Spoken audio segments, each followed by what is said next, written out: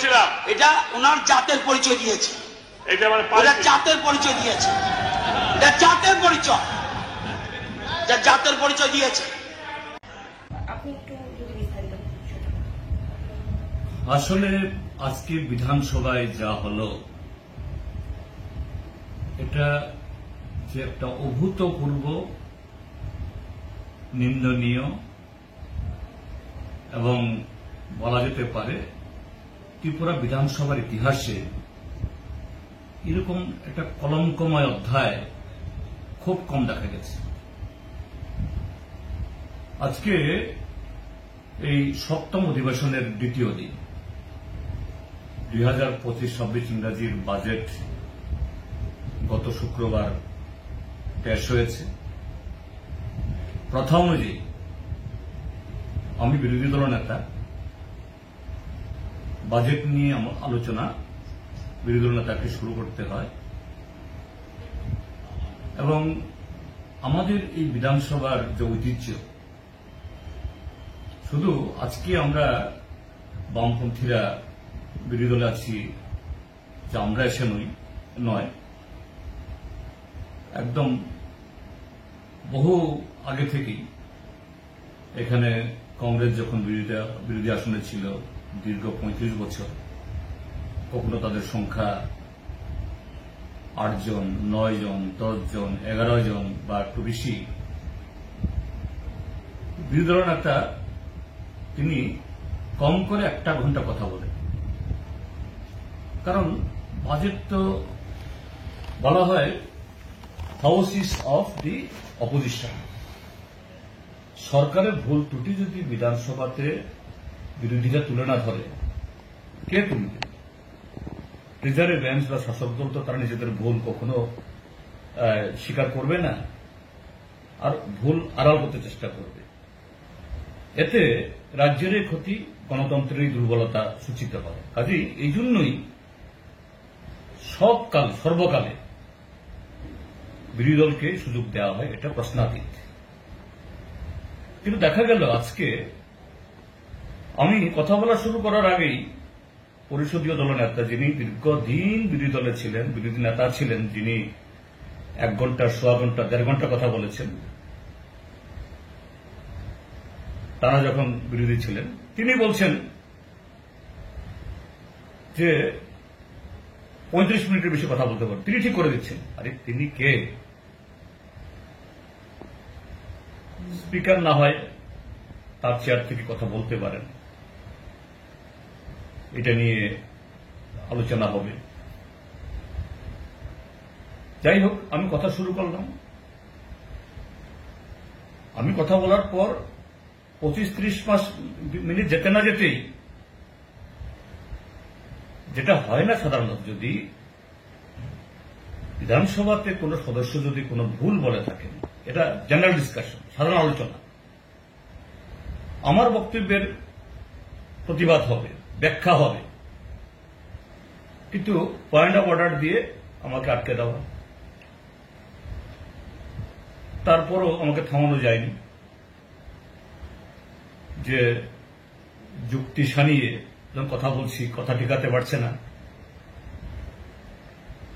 তারপরে আরো অদ্ভুতভাবে মাননীয় অধ্যক্ষ উনি তার চেয়ার থেকে বারবার আমাকে ডিস্টার্ব করছেন, আর তাকে অনুসরণ করছেন গোটা রিজার্ভ বেঞ্চ। কেন? আমি তো কোনো সেরকম অসংসদীয় শব্দ চয়ন করিনি। সরকার পদত্যাগ করতে হবে এ কথাও বলিনি। আমি বলেছি যে আমি যে এই বাজেটের ভুল ত্রুটি কোন জায়গাগুলোতে, কেন এই বাজেট এই ত্রিপুরা রাজ্যের এই শ্রমিক, কৃষক, খেতমজুর, দিনমজুর, কর্মসংস্থান প্রার্থী, চাকরির প্রার্থী যুবকদের, তাদের জন্য এটা কোন ধরনের যে আশার আলো দেখাতে পারছে না।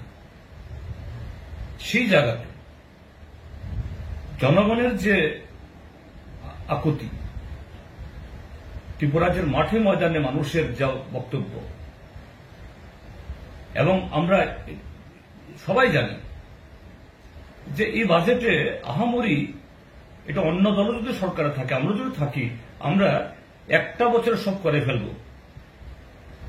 সম্ভব না। কিন্তু তার মধ্যেই যে বেস্ট পসিবল, ম্যাক্সিমাম পসিবল কি কাজ করা যায়, সেই যুক্তিগুলো গঠনমূলকভাবে তুলে ধরছি, যে সরকার যেন একটু সহনশীল হয়, সংবেদনশীল হয়, এগুলো নিয়ে একটু ভাবেন। এবং বাজেট তো পেশ হবেই, তারা সংখ্যাগরিষ্ঠ, পাশ হবেই।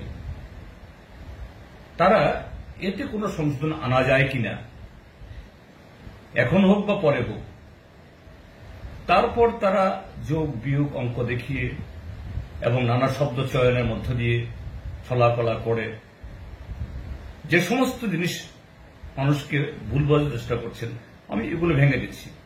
এই তো শুরু হয়ে গেল। একটা সময়ে বলছে যে আমার জাত তলে কথা বলছে, তারপরে বলছে আঙ্গুল দেখিয়ে যে সারা ত্রিপুরা রাজ্যের মধ্যে মাঠে ময়দানে নামতে দিইনি, এবার মেলার মাঠ অফিসে এখান থেকে তা বেরোতে না পারে এ করে রাখবো। মানে মাঠে ময়দানে গুন্ডামি করছে, মাঠে ময়দানে মানুষকে রক্তাক্ত করছে। এই গত পরশুদিনও আমাদের একটা শান্তিপূর্ণ সভাকে তারা রক্তাক্ত করেছে। এখন বিধানসভার ভেতরে এখানে এসে মন্ত্রী দমকাচ্ছে, মন্ত্রী অন্য কেউ না, এবং সবচেয়ে বয়োজ্যেষ্ঠ মন্ত্রী রতনলাল নাথ, যে জনবিচ্ছিন্ন হয়ে এই রাজ্যের গণতন্ত্রকে খতম করে একটা স্বৈরাচারী করার যে আজকে প্রচেষ্টা কায়েম হয়েছে, এটা কোন পর্যায়ে গেছে এবং কোন পর্যায়ে নিয়ে গেছে। কারণ এদের দুর্নীতি, অকর্মণ্যতা, প্রতিশ্রুতি খিলাফ একটার পর একটা তুলে ধরা হচ্ছে। কেন তোমরা এই হাজার হাজার শূন্য পদ পূরণ করতে পারছো না? কেন তোমরা 200 দিনের রেগার কাজ দেবে বলেছে, আজকে 50 দিন হয় না? কেন কর্মচারীদের 20-22% দিয়ে তোমরা দিতে পারছো না? কেন জিনিসপত্রের দাম তোমরা উঠতে পারছো না?